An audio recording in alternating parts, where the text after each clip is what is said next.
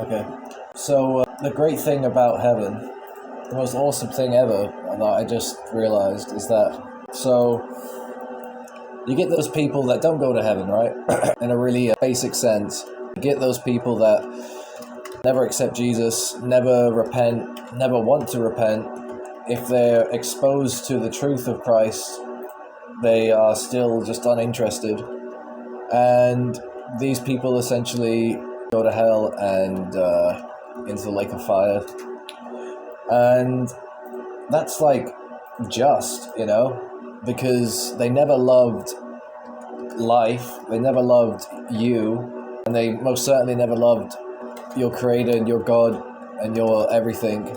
And so where else is there for them to go? It's the most just thing. It's not even tragic at that point. It's like you've been face to face with Christ and you've chosen to reject him. There wasn't kind of a mistake in you, and you slipped up and and you're unjustly going to hell. No, you've looked him in the eye. You've known exactly who he is. You've been 100% sober, and you've chosen to hate him and to reject him and everyone else that he stands for and everything else that he stands for, which is love and goodness. And so on the contrary, right? Let's say that you've got now, 1, 2, 3, 4, 5, 6, 7, 8. Let's say you've got now a man, a woman, someone who's hurt you, right? They've hurt you and they've seemed just like the biggest narcissist, the biggest God hater, the just awful, right? And you're just like, gosh, they just came into my life, ruined it, and now they're gone, and I miss them or whatever, and whatever.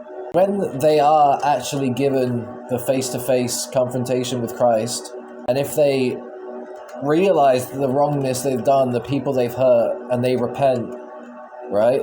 Then all that they've owed you, they are free to give back tenfold, 10 millionfold.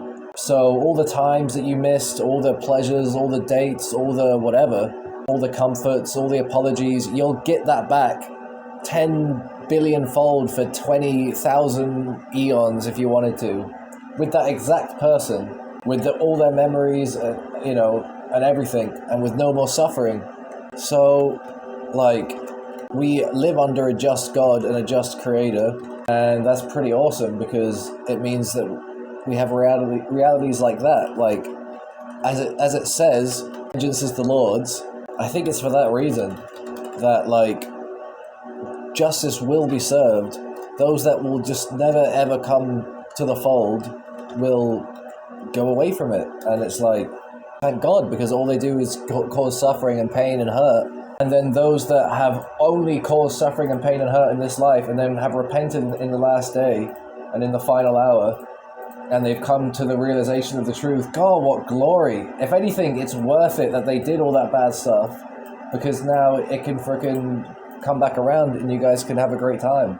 Honestly, just spending eternity or spending hundreds of eons with someone who's repented and is now just so willing to love and will just love with all their strength of the resurrection body, more than they could love even on earth potentially. That's just such bliss, That's why, you can let people go, because in the end it's not really for you to deal with them. It's for Jesus to deal with them. And so keep vengeance for him, and get to know him, get to know who you are, because you're gonna have to spend eternity with yourself too. And get to know him, get to know yourself, enjoy your life, let go of people that need to be let go of, and don't worry, because justice will come in the most beautiful and perfect way with every single person you ever meet and with yourself. So you've got so much to look forward to. And that's my message. Ciao.